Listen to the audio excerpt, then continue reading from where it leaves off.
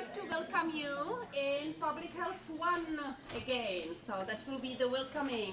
How many times? 20 times. I will see you 20 times during that course of 10 weeks. Remember last time we just finished with the chapter 1 talking about public health and what is the public health as a science and politics and many different things. And I wanted to show you quite important thing that happened in the public health field on its own, and it's about the historical point with development of the vaccine.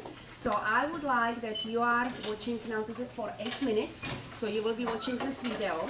So I would like that you are checking like, did they follow the IRB? So it means like institutional board review to check if everything the way as the research is done is in the proper way, or quite unusual or interesting things like how the process of vaccine was developed, but also the ideas and thinking of people about something that now you think like, wow, this is amazing.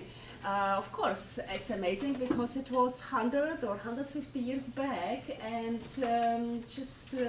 people didn't think or didn't know so many things that we know now about the diseases. So I would like that you are, watching them very carefully, and then we will a little bit talk about that. So let's start to have that video clip.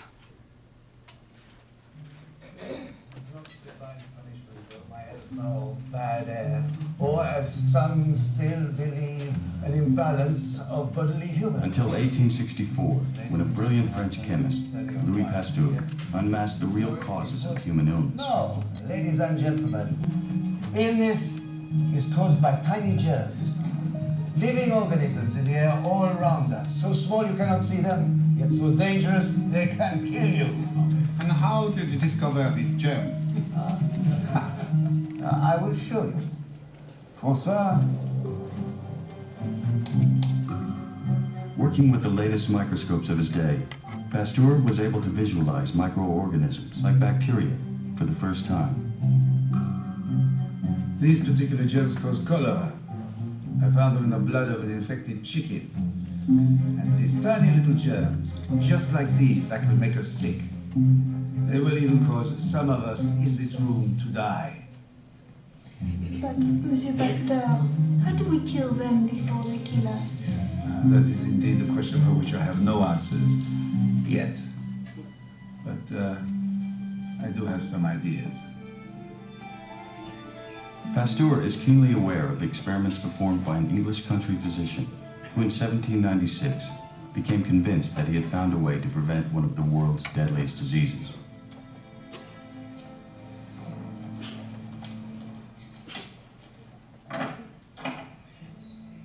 The physician's name was Edward Jenner.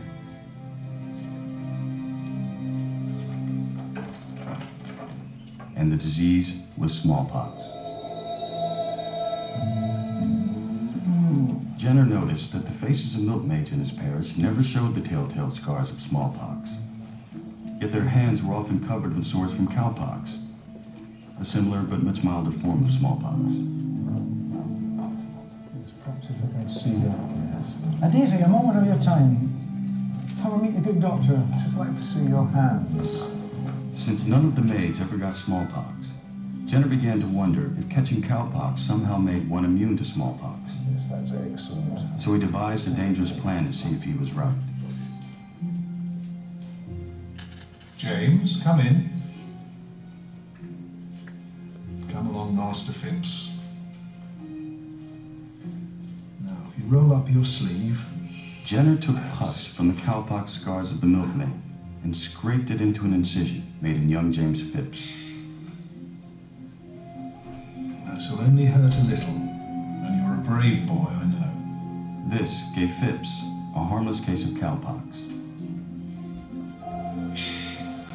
All done. But there was only one way to find out if the boy was now immune to smallpox.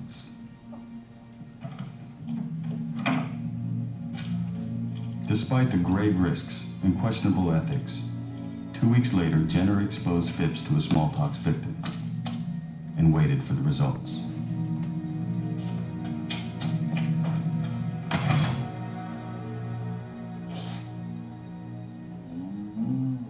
Fortunately for everyone, Jenner's theory was correct.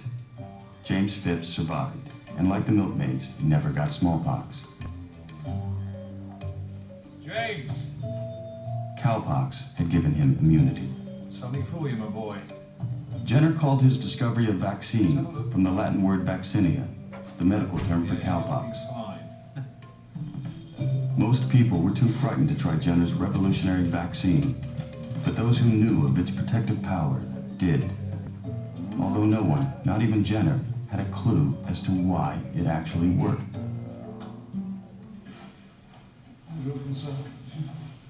But almost a century later, Louis Pasteur is determined to find out. He knows cowpox is a weak form of smallpox that can prevent the more harmful disease. If this is a principle for disease prevention, it should work for other germs as well.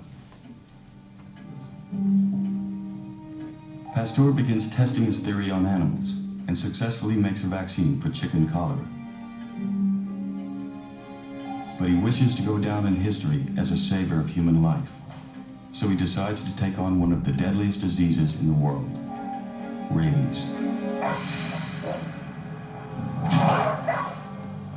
Rabies was and still is an incurable disease caused by a virus, a germ too small for Pasteur to see, but he knows it's there. Using the spinal cords of infected rabbits, Pasteur tries to produce a milder form of rabies for a vaccine. But before he can complete the experiment, events force his hand.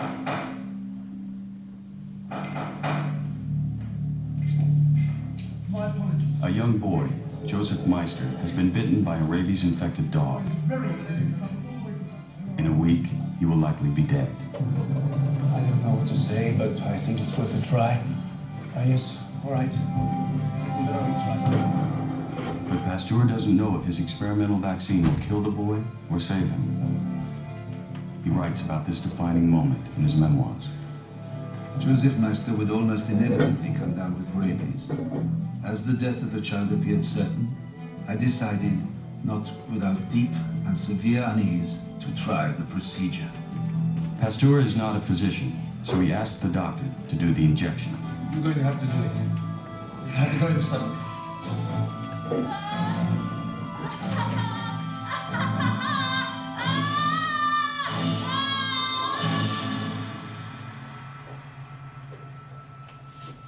2 weeks later, Pasteur receives a letter.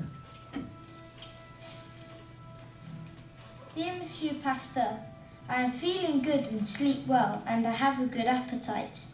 Yours sincerely, Joseph Meister. What's that? This breakthrough had a significance far beyond a cure for rabies.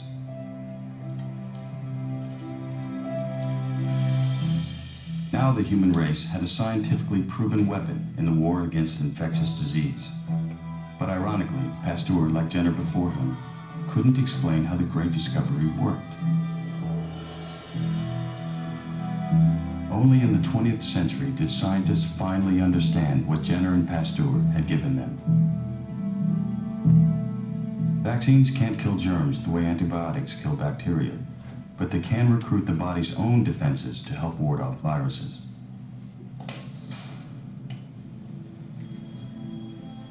When virus used in a vaccine enters the body, the immune system summons two defenders.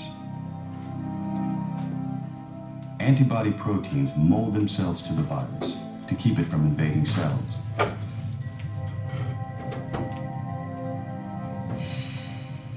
And if a virus does get into a cell, the body sends out another defender, killer T cells, that destroy the invaded cell as well as the virus trapped inside. Because the vaccine contains weak virus, the immune system easily wins. And now these tailor-made antibodies and killer T cells stand guard in the bloodstream, ready to defeat the stronger disease virus should it ever strike. Okay. So, what do you think about it? Isn't that a little bit like science fiction? That first you see this portion there and then suddenly, you know, all the technology and computers and everything. So it's like, wow, that could be a movie with science fiction. No, but also you can see that some of you are maybe in my Public Health 121, it's alternative and complementary medicine. So this is also for you, like opening the eyes and being aware that sometimes we cannot measure immediately, or we don't understand how different things in the science works, but we just see like, well, it's the outcome is that we would like to have the outcome, but it takes some time before the new tools are developed or recognized, and we can finally explain why this works in that way as it works. So any comments about that? Was that quite fascinating for you to see that? So I wanted to show you again an example that this is the public health. This is like how to improving the quality of the health for the public.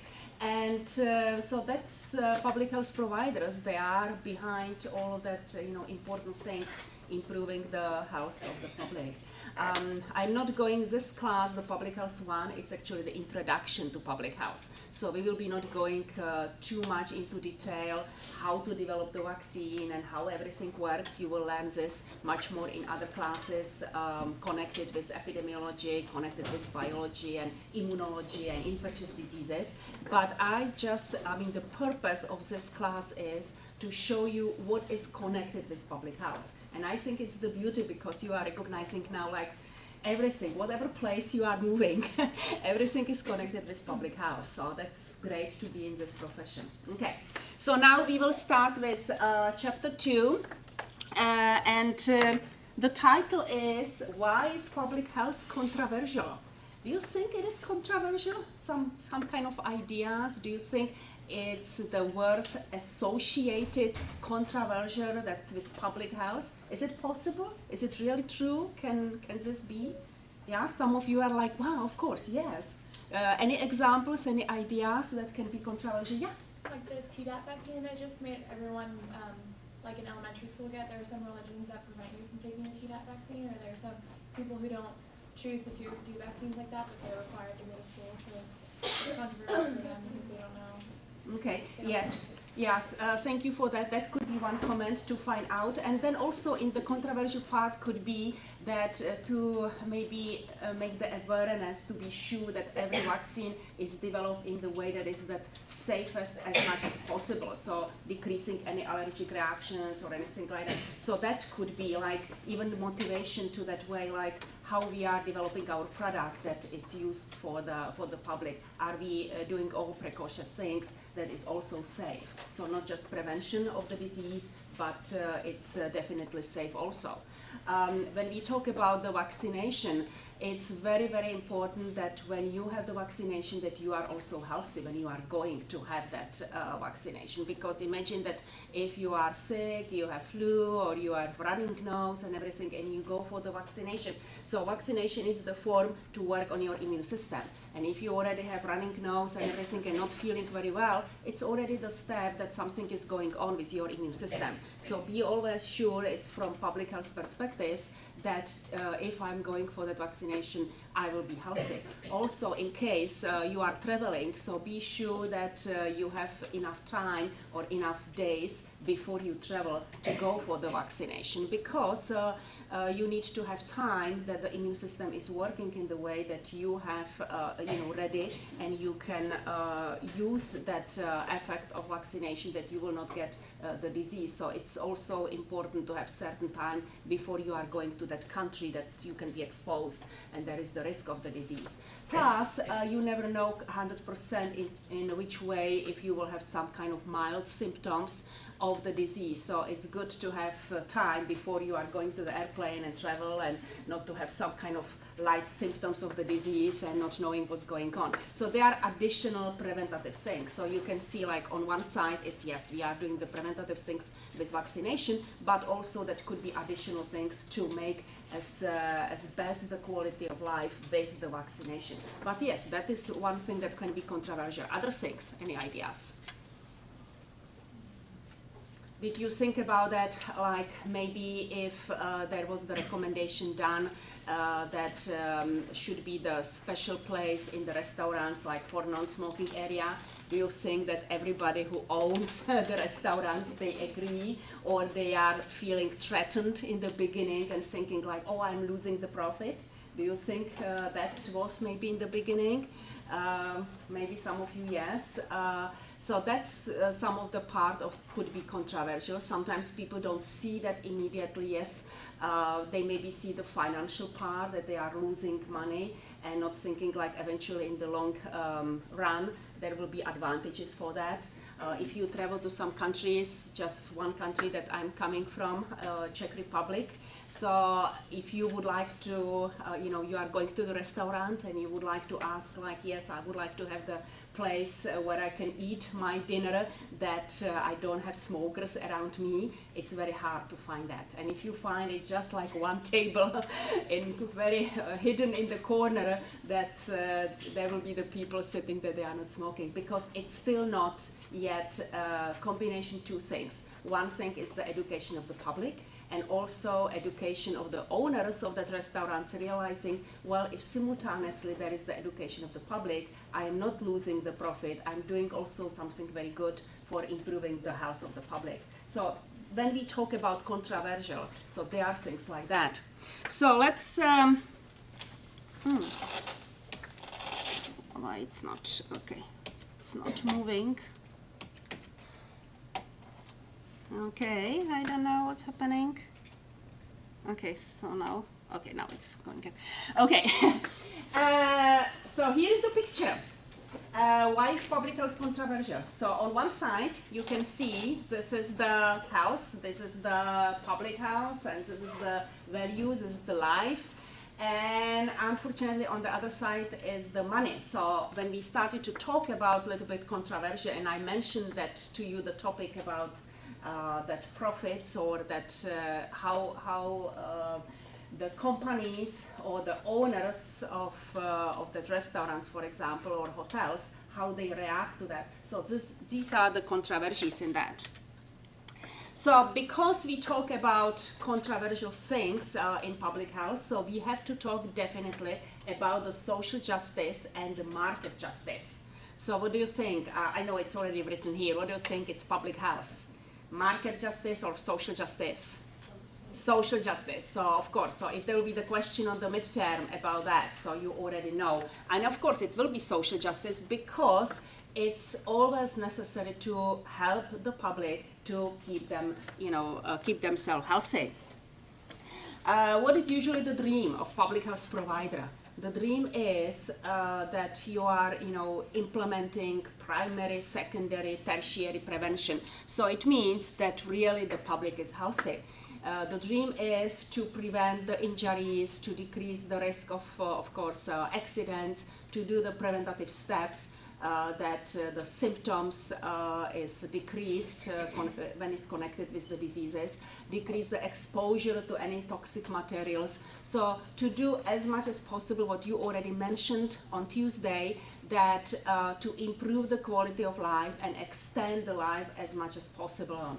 So these are the dreams of public health providers. When we think about social justice and market justice, so there are different topics involved in that. And one thing could be when we talk about the pollution of the water, pollution of the air. So there are sometimes the problems, because they are the things that nobody completely owns that. Everybody thinks like, okay, this is the water, this is the air.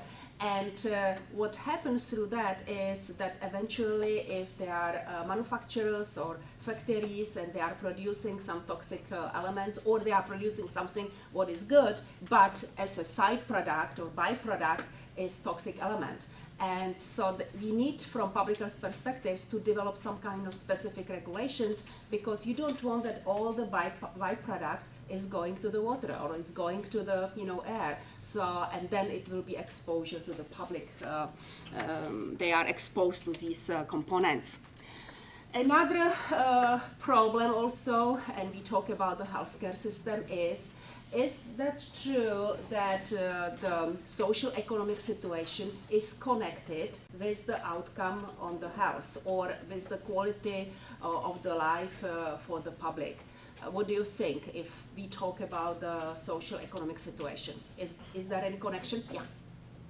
I think there is, because in lower socioeconomic areas they don't have the knowledge and the resources to provide a healthy lifestyle. Wow, this is the perfect answer. So I wish I can give you A+, that I will do some points. So yes, so please be sure if you will have question on your midterm, that's the answer from your classmate. Yes, so that's, sometimes people think like, well, because of the socioeconomic situation, they cannot afford the healthcare system and, you know, having the possibility to go and see the physicians on the time. Yes, this is the part of that. But another part that beautifully it was said here by your classmate is also the education and of course the resources. But education in the way like knowing, yes, this is what I am engaged in, this behavioral or lifestyle management, this is the healthy lifestyle management, so I should be doing this. So it means, yes, I should be doing and practicing stress management or walking and doing some physical activity. And resources, it means that you as a public health provider, you can do education to the public and let them know, yes, you need to eat so much high amount of fruits and vegetables. But what if this, it's very expensive. So there are the resources, how they can get that. So it's another responsibility going for us is not just do the education, but help to the public to find the resources that what we are letting them know, and then we are educating them that they really can follow that. Because we still have the problem and the process if somebody is hungry and they need to feel satiety, so what is the thing? They will probably go for that type of the food that is packed with high caloric content, and it's not expensive, it's maybe less than $1, and it's not something that is nutritious healthy. But they need, because they are having the feeling of being hungry, so they go for that type of the food. So we have to also realize if we do the education, we have to help the public to find the resources.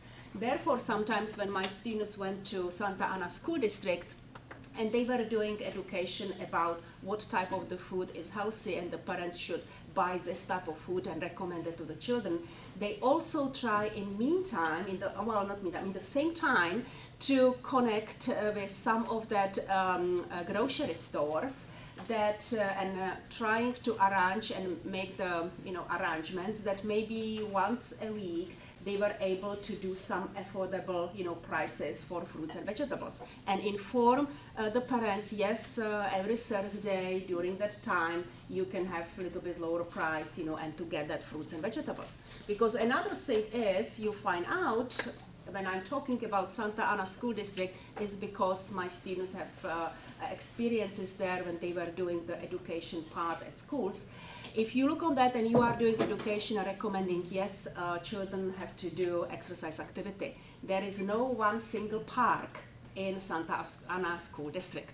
So what you have to do as a public health provider is probably make the connections with the park builders and with the city and start to build some kind of parks, because on one side you will be recommending doing the physical activity, but the children cannot do that because there is no park, there is no way. Is it the safe environment that you live?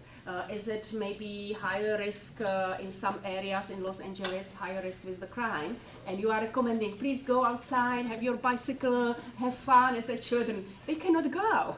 Plus parents don't want that they will go. They better feel like, okay, please, it's good that my child will sit in front of TV. It's good, it's safe.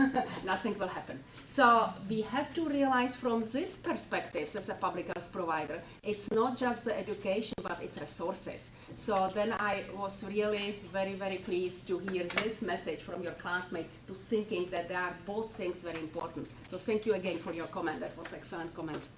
Yes, so of course, the social economic situation. There is, of course, definition about the level of social economic situation. And if you look on some of that research information or research papers, that some of the sentences on this slide are taken as important information and message from some of that research. So also, of course, education, to have that, what is the effect if I'm using the drugs? What is the effect if I'm smoking? What is the effect on my health? So that part could be missing too. So if, because of this lower socioeconomic situation, maybe the young population cannot have the college education, or they don't have that sources where to get a specific education. I think there was some question. Did you have some comments? Oh, no, it's already answered. Thank Oh, it's already answered? Okay, so that's good that I answered that.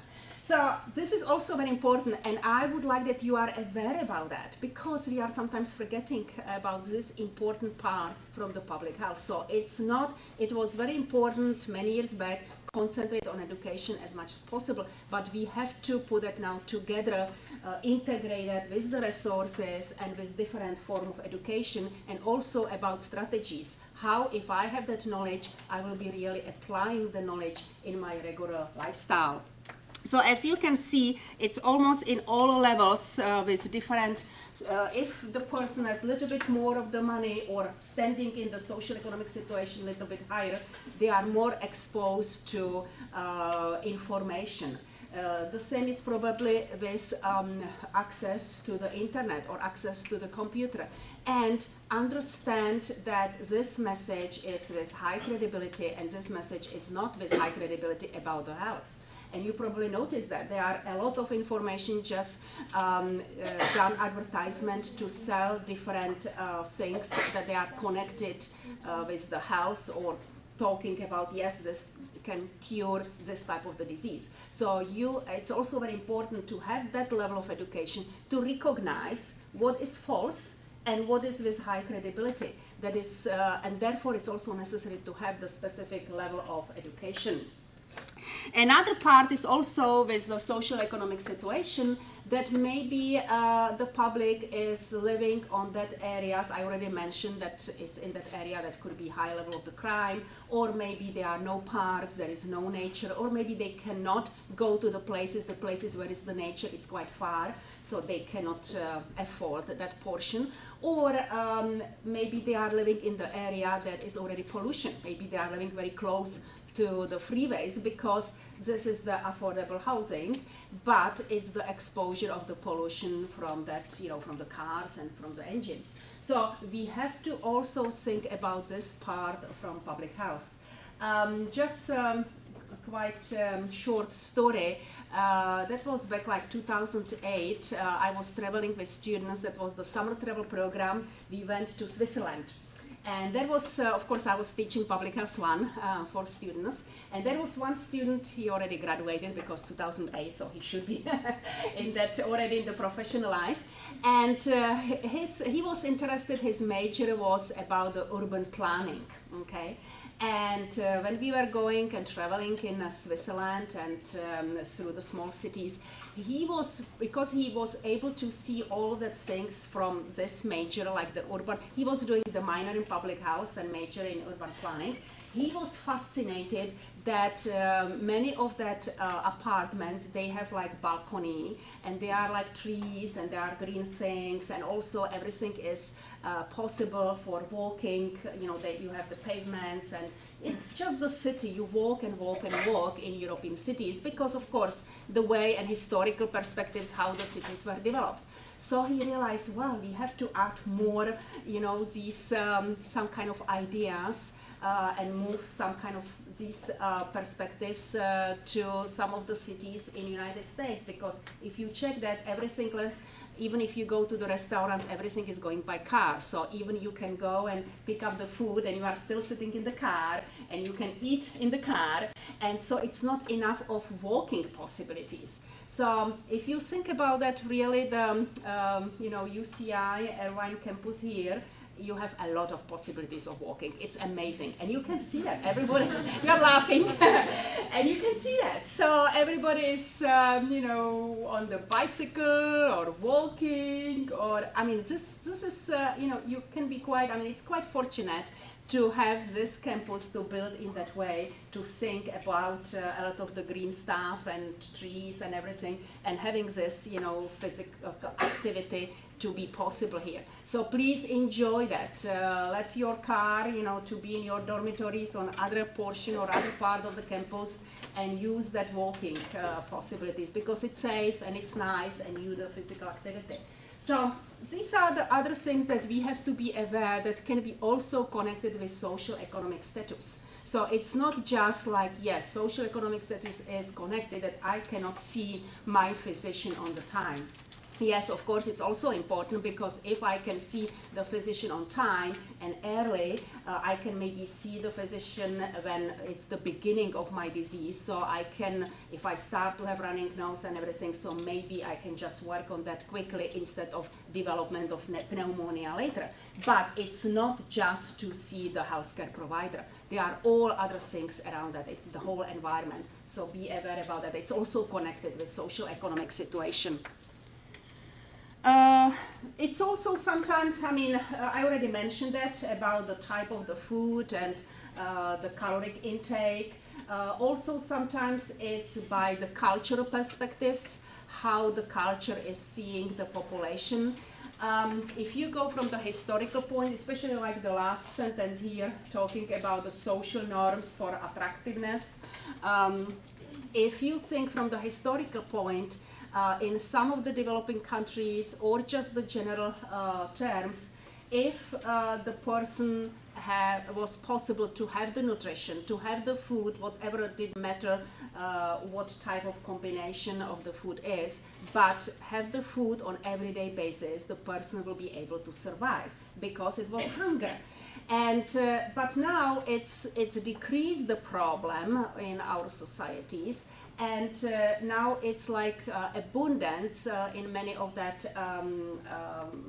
among the people about the food. So it's quite paradoxical. On one side, it's still the problem that not having enough of the food is hunger. On one part, it's like malnutrition in the way that people have abundance of food, but it's empty calories. So it's packed actually with the calories, but it's not nutritious type of food. So therefore, we have problems on obesity and still having not proper level of the nutrition, and on other side we have completely hunger also. But this is something that, especially the last sentence here, it's coming from some of the cultures. I remember many years back that I was invited, that was like very nice party. It was actually the party, the people were coming mostly from Iran in that time, and so they were greeting each other like, wow, you look great, you gained the weight. And I was like, wow, so what's going on? So this was actually, now it changed. I think it was maybe more than 25 years or 26, maybe 30 years ago, it changed. So why was this? This was actually nice. This was nice, so it means you gain the weight, you are wealthy, you have enough of money to buy the food.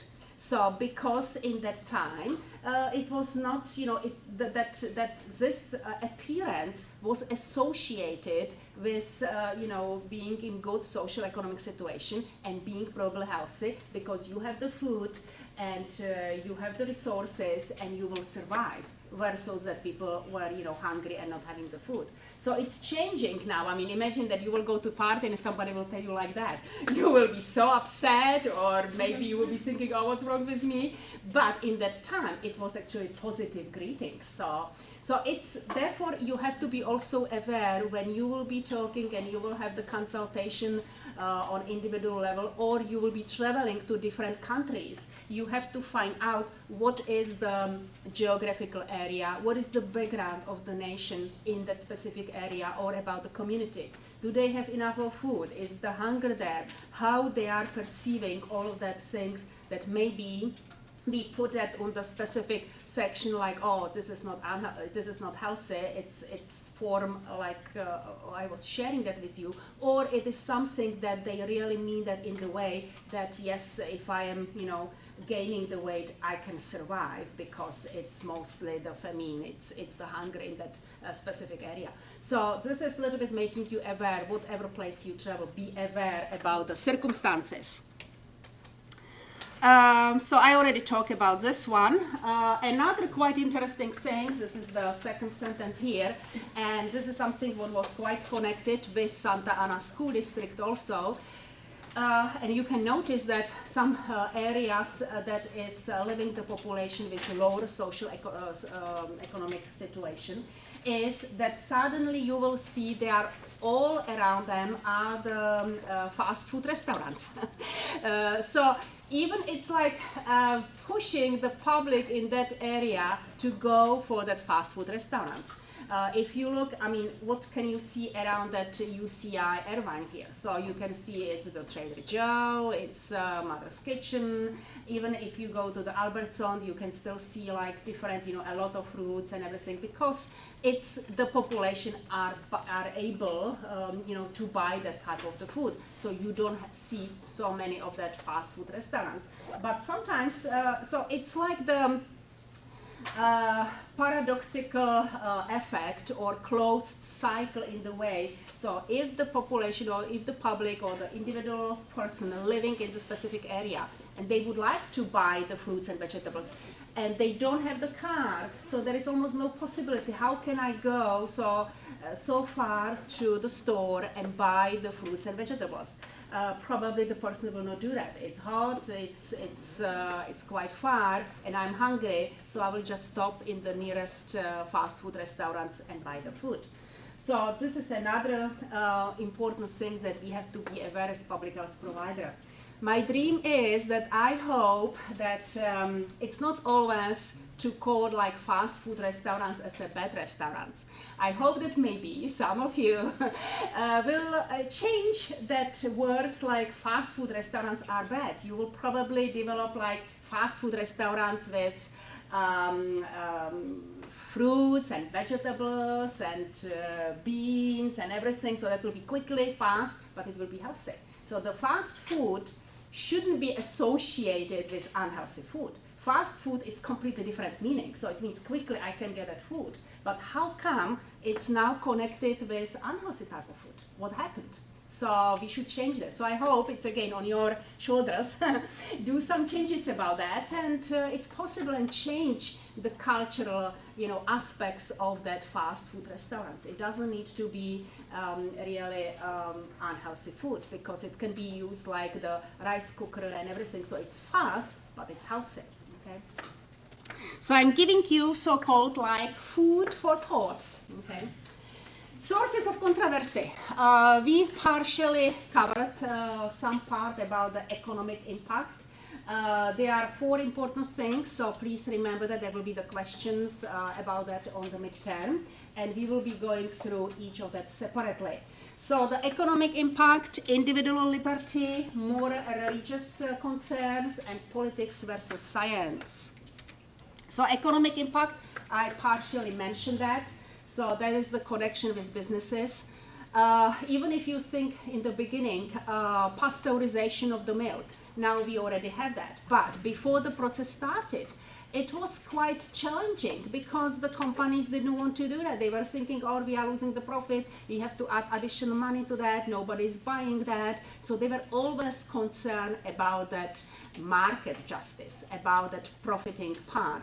So remember, you as public health providers, you are always on the social justice, because you know what are the aspects for keeping, you know, public health safe.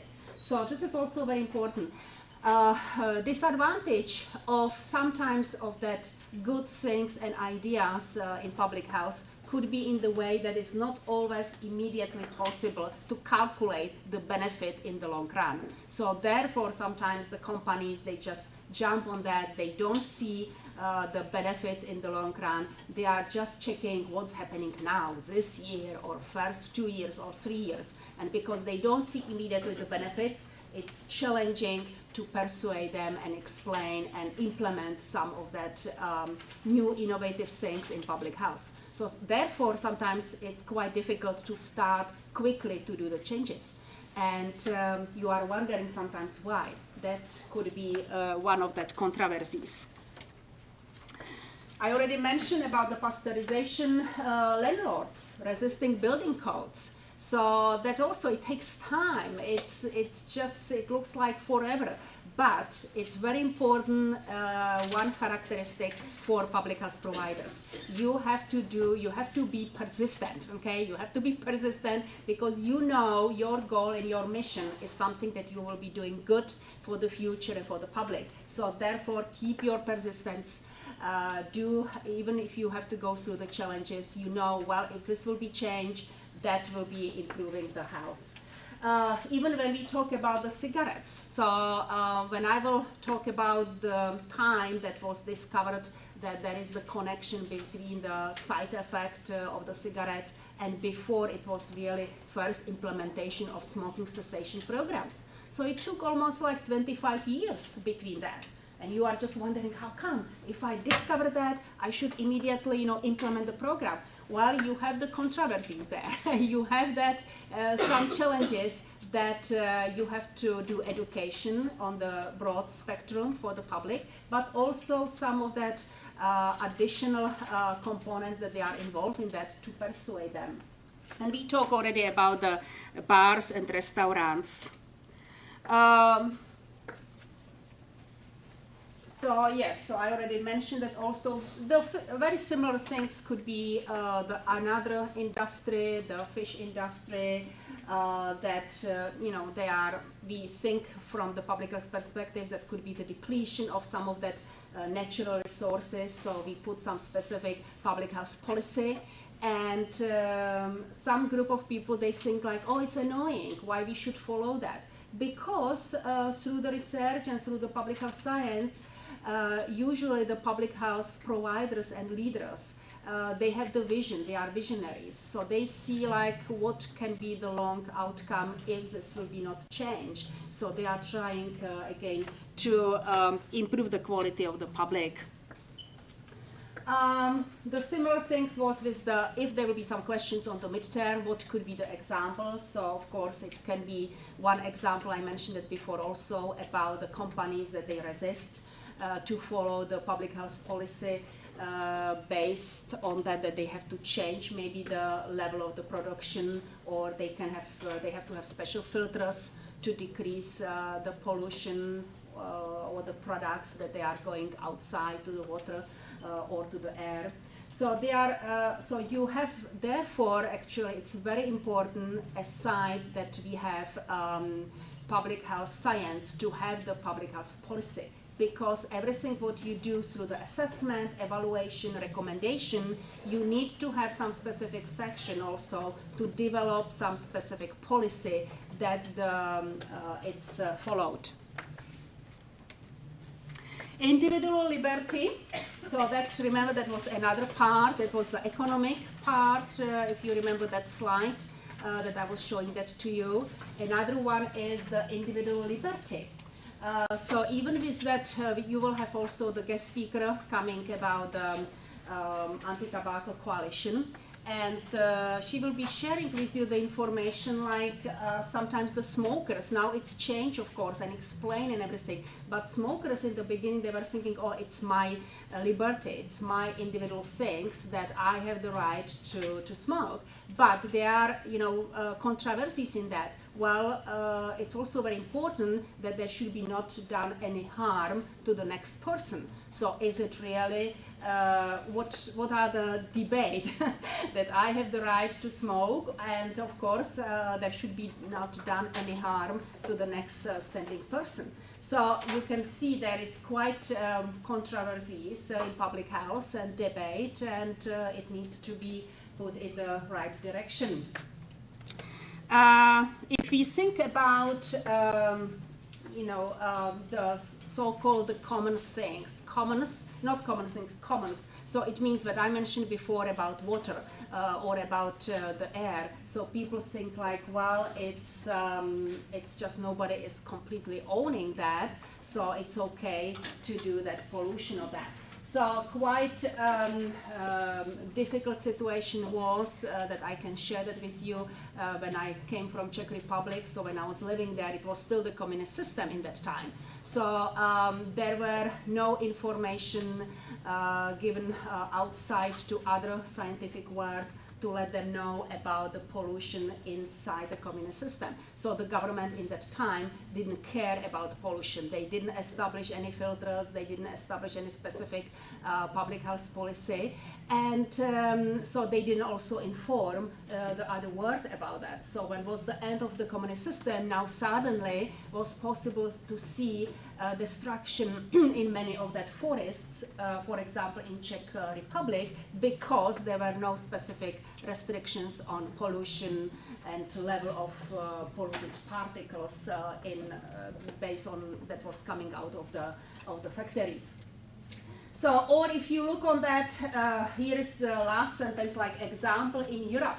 So when you travel in Europe, especially in Germany, and you will be, you know, waiting that the train will be passing, and you will be just, you know, waiting in your car, and your car will be, you know, your engine will be idling, and you don't just stop your engine. It's possible that you will get a visitor from other car, from other, you know, in Germany, and they will tell you and remind you, please stop your car. Because even if you are waiting 1 minute, 2 minutes, 3 minutes that the train will pass, it's just the policy that people will stop the engine. So they would like to decrease the pollution of that. So I know it could be quite hard and difficult, especially in California, that is 102 degrees Fahrenheit. You are waiting for passing the train and just, you know, stop your engine because the AC will be stopped also. Well, that's probably a little bit extreme situation. But this is something that the public is educated about that. They are using every opportunity to decrease on individual level also the pollution in that area. So be aware about that. So if any of you will be traveling maybe next summer to, it's not very common in many European countries, but especially in Germany, yes. So don't be surprised that you are just, you know, standing and you didn't do anything with your engine, and somebody will be coming and you will be like, wow, the person would like to talk with me. They will be talking with you maybe in German language and telling you, stop your engine, okay? So remember me in that time, okay? So now about the individual freedom. So it's also, I would like a little bit to concentrate on this one, on the helmets. So from that individual freedom, sometimes people see that like, wow, I have to wear the helmets.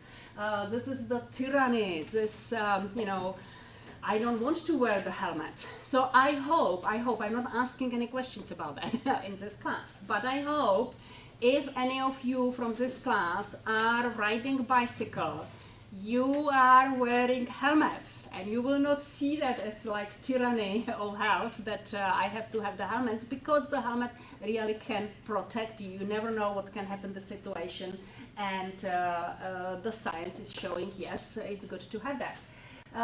Here the paternalism, so that can be questioned on the midterm also. What is the definition on that?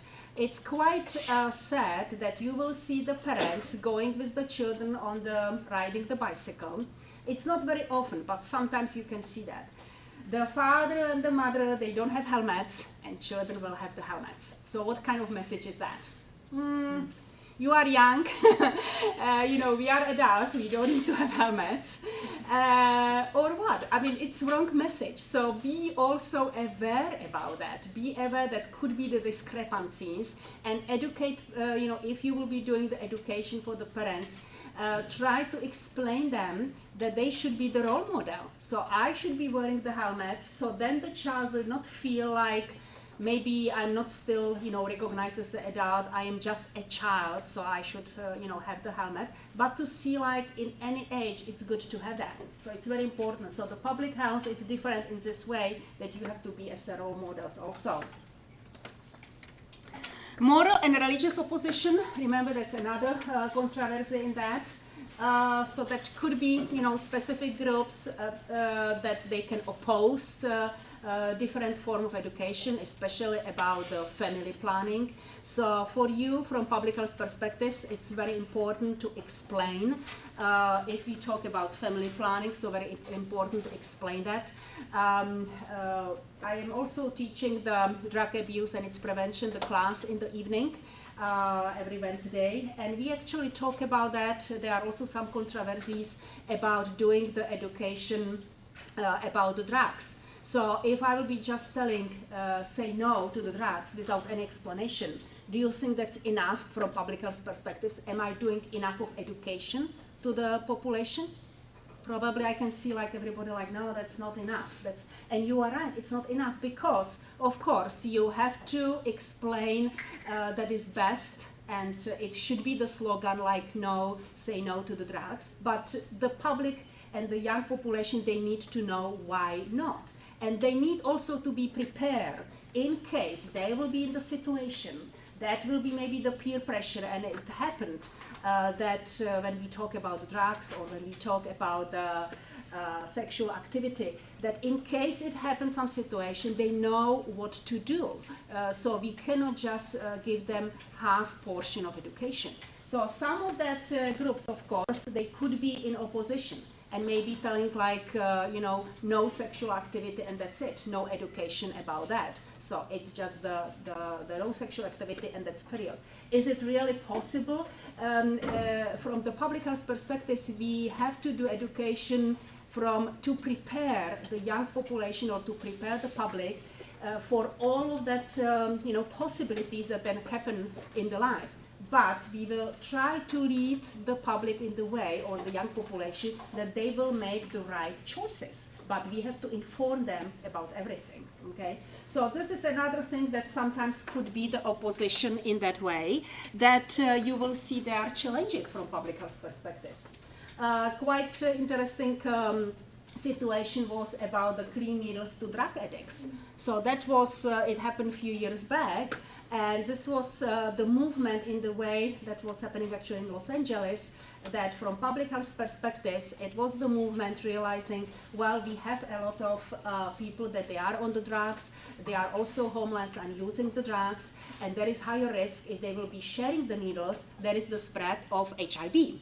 So there was the movement, let's do and make, do the education, having the tables and giving the people to have the clean needles. So immediately opposition was telling like, oh, what's the public health doing? You are promoting the usage of the drugs. It was not. It was, the first thing was, it's almost like the prevention in that thing, that if the people needed to have the needles, they have to come to have the education. Maybe some of them could go and be admitted to rehabilitation clinics, but also you would like to decrease the spread of HIV. So this was not completely like promoting something like that. So you will have, as a public health provider, some challenges and controversies with some of the opposition. So be also aware about this.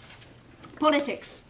Politics versus science in public health. So of course, because, and you will notice that whatever places you will be going, when you talk about public health, it's just the topic that everybody can talk about it. Sometimes I feel when I go to the parties and I'm talking about lifestyle management and everybody's asking the questions, how can you deal with this situation? What is your, idea and position on this and this topic? So I feel like, well, I wish that I can just, it looks like I am at work, even I'm at the party. I am at work because I still talk about the public health or lifestyle management and everything. People are not realizing that actually it's this what we are doing. So you can change that in the way that you realize I'm using every opportunity to educate the public. So even if you are on party, be just open. Don't think like, oh, this is my work. I need to work, to talk about my work. I would like just to talk about nonsenses. Don't do that. Just use the opportunity to educate the people. Let them know, any components or any part what you are doing, because this is continuing networking about the public health. So use every opportunity. I know that sometimes students are laughing because they see me in the Wholesome Choice store. How many of you know about the Wholesome Choice? It's on the Microsoft. Do you know that if you show your card that you are from UCI, you will get 5% discount? No way. Ah, okay, so please remember that. 5% discount if you go to some choice. Okay, show your card, have your ID, and tell you are from UCI. I don't work for them, okay? But you know, it's great fruits, vegetables, everything there, plus 5%. So I know that sometimes, because I can see many students there, I go there regularly. And sometimes, you know, if some people are shopping there and shopping for some food, and they are like, they see some very unusual fruit or something, so they just like, you know, oh, do you know this one? So I'm using the opportunity and explaining and talking the benefits. And I know sometimes students like passing, like, okay, we'll see you after you are doing your educational part. So please do that. I mean, it's fun and you have the knowledge, and why not to do that? And we don't need always to have the public sitting in the you know, classrooms or some meetings and doing our educational or public house promotion part. We can do that in any places, okay? So now a little bit talking about the politics. So what was possible to find out with the past administration, actually this administration during the President Bush administration. It was possible to find out there was some kind of form of misrepresentation of some kind of research in the way that was changing a little bit the perception of the public. So one, maybe it's quite important that I wanted to share with you, that was back 2003, suddenly on National Cancer Institute website, that was based on one study that was still not completely, if this information happening like that, it's also almost your responsibility as public health provider to check that and find out what was the methodology done of this research, is the proper, and eventually write also the information to that institution or to that articles, magazines. So there was the information written suggesting that having the abortion is increasing risk for women to have the breast cancer. So that was one study done. I don't know how the study was funded. But if you think about that, this message was, you know, posted there. So is it the message, maybe, is it the misinterpretation of that situation? Is it something that is the group that they don't want, you know, they are against the abortion? Or how come this information came out? So you have to be aware how the study was done, what was the methodology, and realizing what kind of impact can have this on the public. And of course, about the different components, they are connected with ethics in public health, and so we will be talking about that later. But this was just one example that was the misinterpretation. Discussion. Question 1. Do you agree that the philosophy of social justice is preferable to the philosophy of market justice? How many of you think yes in public health? I would like to see, you can stretch your hands. So how many of you are for social justice? All the hands, I hope, everybody. If not, I'm thinking maybe you are just so lazy. I would like to see that in that way. I don't want to like to see that in the way that maybe you are for market justice, because I mean, it should be everybody in my class. I know it's the freedom, you can decide if you are for social justice or market justice. But I think just even after a few minutes now, we discuss that differences, that you see your position to go for the social justice. I would like also, I'm not going through all of that questions that you have in your slides, but I would like to encourage you to go through these questions, try to answer that, because it will help you. You will educate yourself and prepare yourself for the midterm, for the questions. When we talk, for example, this one, the discussion question 2, so do you have any idea, anything that maybe it will be any new things that can be implemented in public health will be maybe benefit for the public, but maybe quite expensive for other? Yeah. You can imagine a new policy that comes out saying that it's necessary for everyone who owns a car to drive a more, like, a greener car. It's going to be more expensive. Mm-hmm. Everyone's going to benefit because there'll be less pollution, but those who possibly can't afford a commuter car will end up footing the cost. Mm-hmm. Yeah, thank you so much. So that is like one, very important movement also with keeping clean environment. So in case it's the situation that could be still like, well, should we do some kind of incentive? Should we help somehow in public in that way? But this is a great, example of that. Thank you so much. So that's excellent comment on that. We will have Vesnal virus video, but I was thinking just to still share with you chapter 3. It's a little bit shorter, and then we will have 8 minutes of the Vesnal virus. When we talk about responsibilities for public health, powers and responsibilities of government, you will probably, when some of you will have the presentations and to talk about the public health agencies, so you will find out, well, there is the public health on the local level, state level, and federal level. So some of that public health policy, it's on the state level. So it's common to all the states. Some of this is connected with the state level. And when we think about the local level, the public health, like public health department in Orange County. So the local level, the public health, what they are trying usually to do, they are taking care of the community. They are doing the assessment. They are trying to find out what is the problem specific for the community.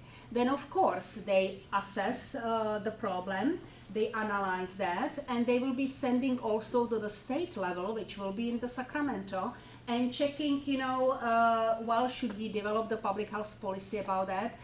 Should we, doing the evaluation about that? And many times from the state level, it's coming back to the local level, the public health policy. So then local level, the public health providers, so you can see they are doing 2 things. One thing, initiative part, so doing the assessment, trying to find out in case there is the problem, about the health in the community, or if it's no problem of the health, keeping the balance level, and going back also and checking if the public health policy are, if the people are following that, if the companies are following that public health policy. So it's a little bit like the inspection part also. So this is the local level. So local level, it's very, very active. So if you are thinking which direction you would like to go to the public health, of course, it's very important that first you have also experiences with hands-on activity. That's the local level. And then different level of the administrative part is on the state level and on the federal level. Even the thing like having the taxes, maybe on the cigarettes, what do you think? This is also part connected with public health, because the Department of Public Health on the local level, it's finding like, yes, the analysis, there is, or based on the research that was done back in 1953, yes, there is the correlation of smoking and having the risk, not just for the lung cancer, but other diseases. So we have to maybe increase the taxes for the cigarettes. Or you probably had situations like this. Calabasas, the city, it's completely free of the smoking. So some of the cities are free of the smoking, so it's not allowed. You cannot do that on the streets, it's just not allowed. Or you have maybe like in New York, in some restaurants, there was the movement not to use partially hydrogenated fat in the restaurant. So this is on the local level, and this was done through the agreement and public health policy from the state level. So this how probably you can see a little bit how the public health works on its own. You will see more of that when you will be in the public health cases class. So then will be specific situations and cases to make the differences on the local, state, and federal level. So this is something that I already shared that with you, what is the local public health agencies, what they are doing. So please remember that there could be questions on the midterm. What is the function of agencies on the local level? State level, I already shared that information with you. So it's they collect the data, they analyze that, and they develop the public health policy about that. Federal agencies. Some of you will be sharing that information on the presentations. So you have some examples of the federal agencies. maybe many of you are familiar like FDA, Food and Drug Administration. So in order to have to be sure that the food that you are consuming, you will be not suffering from some side effects, or you will be not infected with some components from the food. So the FDA is having the specific restrictions and public health policy to checking on the food. All of the agencies, they were not developed from one day to another. It takes time, and it takes also needs that now it's the need to develop this specific agency. If you travel on the global level, not all of that type of agencies are in all other countries. Therefore, sometimes we talk partially also about the public health infrastructure. So it means that specific agencies are connected with public health infrastructure. Environmental Protection Agency. This is like very, very important agency. So I will be really supporting you to go to that agency and explore that. When you will be working as a public health provider, you will need it almost on everyday basis, because you will be learning like what are the changes in the environment. Is it safe to consume this specific type of the fish? If it's big fish, there is absorption, higher amount of the mercury. Should I recommend to the pregnant women to eat shark or to eat very little fish? Because in shark there is big fish, it's higher exposure to mercury, and mercury can have effect on unborn child. So some of that information and prescription you will learn in that Environmental Protection Agency. Then we have also CDC. This is the part that I would like to share that with you a little bit more when we have that video clip on West Nile virus. CDC, it's quite important because it's telling me about the spread of infectious diseases. Also, it's controlling that spread of infectious diseases is not happening, and giving information. If you travel to any of that foreign countries, please check also the CDC level information about the specific country. We have also National Institute of Health. This is the agency supporting the research. You probably heard about that. Many of that professors are also, applying and writing the proposals to have the research. So this is the science part that we have in that public health agency. You have also non-governmental public health organizations. This is the place that you also can work as a public health provider. And just from the title, you can see American Cancer Society, American Heart Association, American Diabetes Association. So it was developed based on that problem situation with the disease. Majority, what is the homework actually for these agencies? To inform public, to put that information with high credibility, that public will know, yes, I can trust this information. It's updated that very often. It's also support. So if somebody has suddenly diagnosis with the heart disease, where they should go. So it's very important to check with these specific agencies. And you will be surprised, like American Diabetes Association. Of course, the word American, so it means it's Diabetes Association, but is for the US. But if you travel on the global level, you don't see so many of agencies like that to help with diabetes. Therefore, we still don't have enough of education of prevention to do for the diabetes. We still have the side effects of diabetes in many developing countries. Blindness, amputation, and all that, because it's not word given to the public about the diabetes. They don't have that specific form of organizations. So this is also on your shoulders to go to many countries on the global level and establish some of that organizations there that the public on the local level there have that access to different agencies and information with high credibility. Then, of course, we have philanthropic foundations, Rockefeller Foundation, Bill and Melinda Gates Foundation. Some of the foundations are concentrated on the specific topic. maybe you already know, like Bill and Melinda Gates Foundation, they are concentrating, of course, on the nutrition on the global level, also on clean water, so environmental part, vaccination for the children. So they have some specific, very narrow topics that they are trying and helping on the global level. Rockefeller Foundation, quite interesting thing is that when I was in Czech Republic, so Rockefeller Foundation was helping Czech Republic, it's probably 50 years ago, to establish public health infrastructure, to establish like public health departments and all of that. So Czech Republic should thank you to Rockefeller Foundation for something like that. So. Discussion. Choose a specific health problem. How may federal, state, and local level of government divide responsibilities to addressing that? So, any ideas? What do you think? I know I put here like lung cancer, but it can be any other things. What do you think that the local level, state level, government level will do about that? You can actually, if you want, you can pick up the lung cancer and cigarettes. So. And just to explain the example of that. Yeah. Oh, yeah. I don't know who. Oh, both of you. Okay, go ahead. Well, I know in San Francisco they just banned like the use of plastic bags because of the BPA level found in plastic bags. So that might be one. Okay, so that's very. Did you hear that about the San Francisco? So that it's not like ban of the plastic bags. Okay, is that right? Is it a specific area or it's just city for San Francisco? I think it's just the city of San Francisco. So if you think about that, what was actually happening, maybe on the local level was possible to find out that is the problem with that. And so they analyzed that, and this looks like it's the public health policy coming on the state level just for the specific town, for the specific city. Okay, yeah.